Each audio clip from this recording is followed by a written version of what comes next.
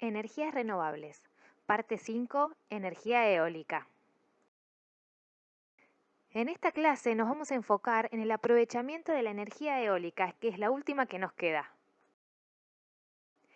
Y antes de seguir innovando, les quiero contar esta maravilla del siglo XVI. En Holanda, los molinos de viento se utilizaban para extraer agua de los campos anegados para adaptarlos al cultivo. Y lo hacían utilizando el tornillo de Arquímedes, que sirve para elevar agua a poca altura. También habrán visto este tipo de molinos eólicos en paisajes europeos al estilo Cervantes, con 4 aspas fijas a un techo rotatorio, que se puede orientar con ese poste que se ve a la derecha que se desplaza a mano o con la ayuda de un animal. Estos son molinos harineros, donde el movimiento giratorio de las aspas se transformaba mediante un eje y ruedas dentadas al movimiento también giratorio de 2 grandes piedras circulares, que se llaman muelas. El trigo, o lo que se quiera moler, se ponía entre esas 2 piedras y se echaba por un conducto que comunica ese espacio entre las muelas y al girar una sobre otra lo trituraban, transformándolo en harina. La harina iba cayendo por un hueco, la tolva, y se recogía en sacos de esparto. Y también seguramente conocerán estos molinos que se usan en el campo para las bebidas de los animales. Lo que hacen es impulsar una bomba para extraer agua de una perforación en la napa. Pero lo que nos interesa a nosotros es aprender cómo la innovación tecnológica aplicada a estos usos clásicos puede transformar el movimiento en energía eléctrica renovable. Y para eso vamos a repasar brevemente lo que es un generador. Quizás conozcan cómo es el funcionamiento del procedimiento inverso al que nos interesa, que es el motor eléctrico. El motor eléctrico es un dispositivo que convierte la energía eléctrica en energía mecánica, es decir, en movimiento de rotación gracias a la acción de los campos magnéticos generados en sus bobinas. Supongan que tenemos un conductor por el que circula una corriente eléctrica emitida por la pila que se encuentra en la parte inferior del esquema y que se encuentra dentro de la acción de un campo magnético que son los imanes con polaridad N y S pintados de rojo y azul en las imágenes. Este conductor tiende a desplazarse perpendicularmente a las líneas de acción del campo magnético y ese desplazamiento es la generación de movimiento. El motor eléctrico cuenta con 2 partes fundamentales. El estator, que es la parte fija, permitiendo que desde ese punto se lleve a cabo la rotación del motor. Y el rotor, que es la parte móvil que gira o rota dentro del estator. Y así como la electricidad puede generar movimiento, el movimiento puede generar electricidad. Siguiendo la misma lógica, tenemos esta manivela que hace girar manualmente una espira de cobre dentro de un campo magnético provocado por los 2 imanes. Un conductor conectado a esta espira y a una lámpara incandescente será capaz de encenderla, evidenciando la generación de electricidad por medio del movimiento. El viento nos puede proveer de forma gratuita la fuerza necesaria para hacer girar esa espira de cobre. Ahora vamos a ver cómo es el mecanismo para aprovechar esta fuerza con mayor efectividad. Como decíamos, lo que hace un aerogenerador es generar electricidad usando la acción del viento. El viento mueve la hélice y a través de un sistema mecánico de engranajes hace girar el rotor de un generador que produce la corriente eléctrica. Los principales componentes de un aerogenerador son la góndola, que es la carcasa que protege los componentes clave del aerogenerador, las palas del rotor que capturan el viento y transmiten su potencia al buje, que tiene una longitud de 20 metros de largo. El buje es un elemento que une las palas con el rotor con el eje de baja velocidad. El eje de baja velocidad conecta el buje del rotor al multiplicador. Gira muy lento a 30 revoluciones por minuto. El multiplicador permite que el eje de alta velocidad, que está a su derecha, gire 50 veces más rápido que el eje de baja velocidad. El eje de alta velocidad, que gira aproximadamente a 1500 revoluciones por minuto, permite el funcionamiento del generador eléctrico. El generador eléctrico tiene una potencia máxima que suele estar entre 6 y los 12 megawatts. El controlador electrónico es un ordenador que continuamente monitoriza las condiciones del aerogenerador y controla el mecanismo de orientación. La torre es la que soporta la góndola y el rotor. Generalmente es una torre alta, dado que la velocidad del viento aumenta a medida que nos alejamos del nivel del suelo. El mecanismo de orientación está activado por el controlador electrónico que controla la dirección del viento utilizando el panel. Y el anemómetro y el panel tienen las señales electrónicas del anemómetro que conectan al aerogenerador cuando el viento tiene una velocidad aproximada de 5 metros por segundo. Acá podemos ver las partes en acción. Las palas hacen rodar un eje que hay dentro de la góndola, que entra a una caja de cambios. La caja de cambios incrementa la velocidad de rotación del eje proveniente del rotor e impulsa el generador, que utiliza campos magnéticos para convertir la energía rotacional en energía eléctrica.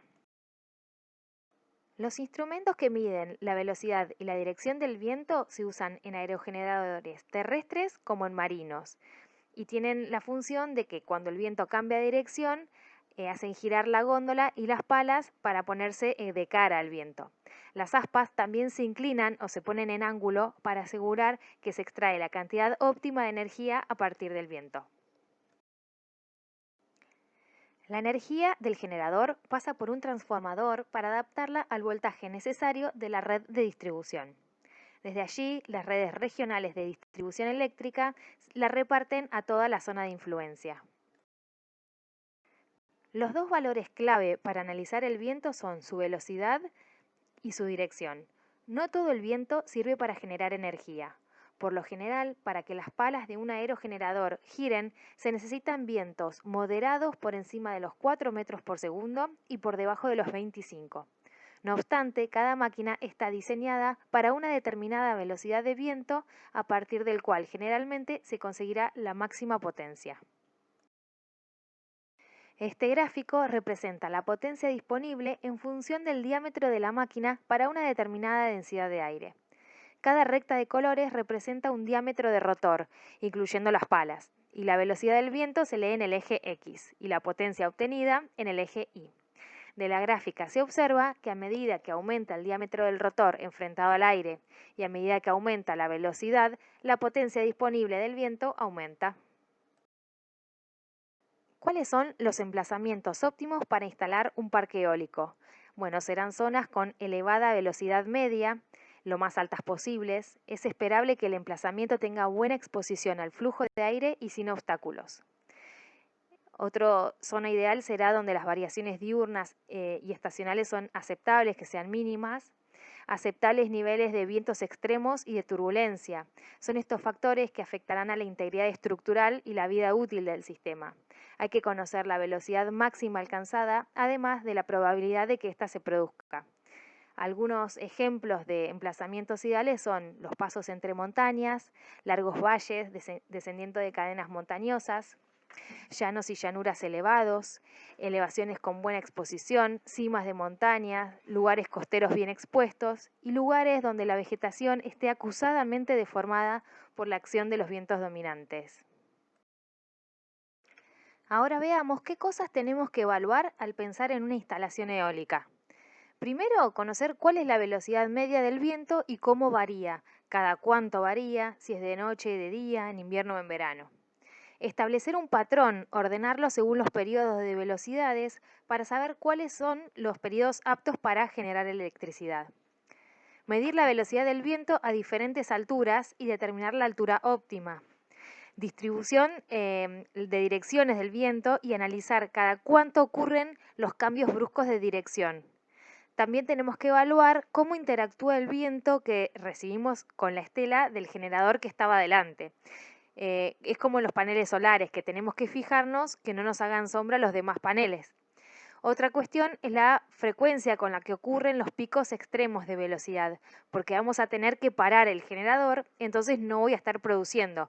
Y si ocurre muy a menudo, no me va a ser redituable. Y bueno, también evaluar cualquier otra condición atmosférica especial que puede afectar el funcionamiento. También existen factores negativos y tienen algunas consecuencias medioambientales. Por ejemplo, el impacto visual.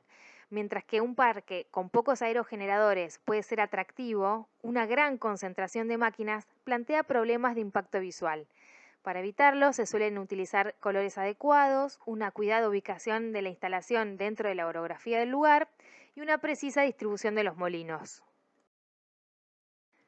Sobre la flora y la fauna, una central eólica puede tener efectos directos en la modificación del hábitat existente en la zona y algunos de los organismos que en él habitan, generando ruidos o movimientos que afectan al comportamiento de los animales y perturbarlos.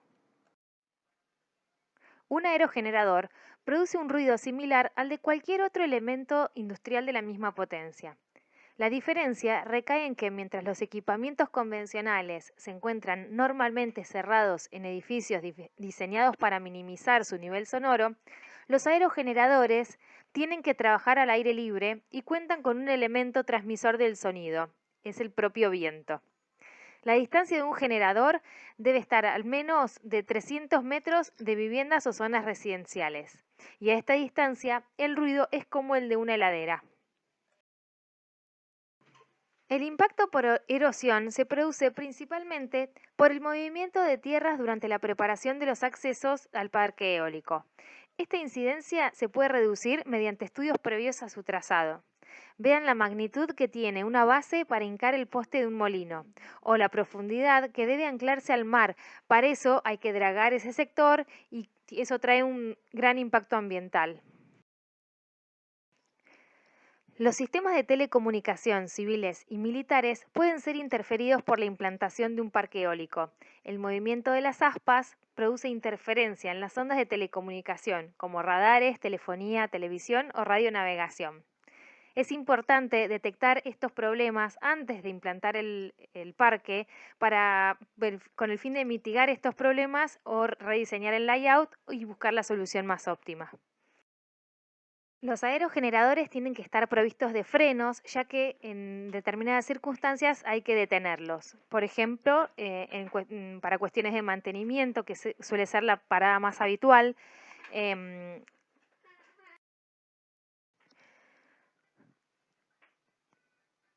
a partir de una determinada velocidad del viento y por seguridad, los aerogeneradores dejan de girar. Las palas se ponen paralelas al viento y no perpendiculares como es habitual y se frena el motor.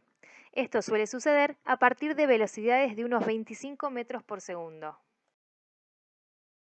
A veces, ciertos aerogeneradores en un parque están en medio de un paso migratorio.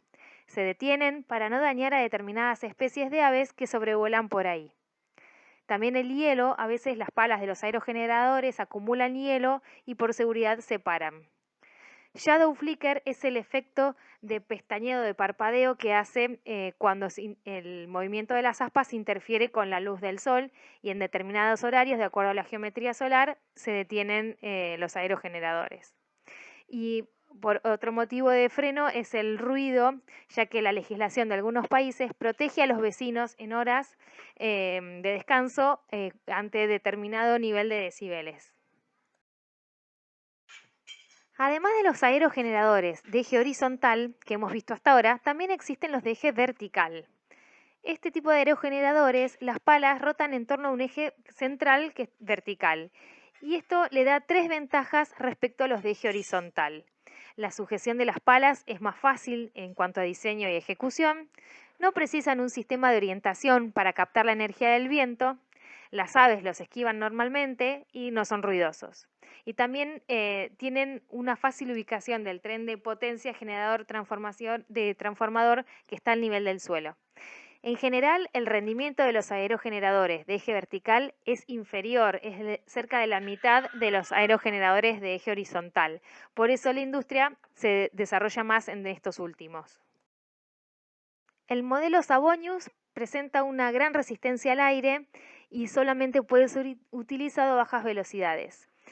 Para generación eléctrica necesita multiplicadores de giro para mejorar su rendimiento. Entonces se usa solamente para aplicaciones de tipo mecánico, como por ejemplo el bombeo de agua.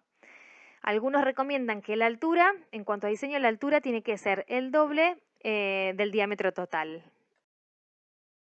Este es el modelo Daerius y el rotor del Daerius consta de unas palas en forma de ala de avión que están simétricas y están unidas al eje solo por los extremos, con una curva especial diseñada por un máximo rendimiento entre las dos uniones del eje. Permite mayores velocidades que las del rotor Savonius, aunque sin alcanzar las generadas por los modelos de eje horizontal. El problema principal es que no arranca solo, necesita un sistema de arranque. Y para un correcto funcionamiento requiere de vientos de aproximadamente entre 4 y 5 metros por segundo como mínimo. El giro Mills consiste en palas verticales unidas al eje por unos brazos horizontales que pueden salir por los extremos del aspa e incluso desde su parte central. Las partes verticales cambian su orientación a medida que se produce el giro del rotor para un mayor aprovechamiento de la fuerza del viento. Trabaja a velocidades de viento de 3 a 25 metros por segundo. Son máquinas prefabricadas para utilizar con fines domésticos, situadas en los tejados de los supermercados para suministrar energía a pequeños equipos electrónicos y presentan potencias bajas de 600 a 750 watts. El Windside es un sistema similar al rotor de Savonius. En vez de tener una estructura cilíndrica, consiste en un perfil alabeado con torsión que asciende por el eje vertical. La principal diferencia frente a los otros sistemas de eje vertical es el aprovechamiento del concepto aerodinámico, que le acerca a la eficiencia de los generadores de eje horizontal. Trabajan con vientos variables que pueden oscilar entre 1,5 y 18 metros por segundo y son utilizados para abastecer medianos y pequeños consumos. Otro modelo es el Quiet Revolution. Es una turbina eólica también de eje vertical y diseñada específicamente para entornos urbanos, donde el viento suele ser más suave. La turbina va a funcionar con corrientes de viento de una velocidad mayor a 5 metros por segundo. Se mueve independientemente de la dirección del viento. Como se mueve con suavidad, reduce el ruido de velocidad de la punta de la pala. Entonces se puede colocar en azoteas o cerca de las viviendas y puede generar hasta 8.000 kWh al año. Muchas gracias. Ahora sí terminamos la clase y nos vemos para responder las consultas en el Meet.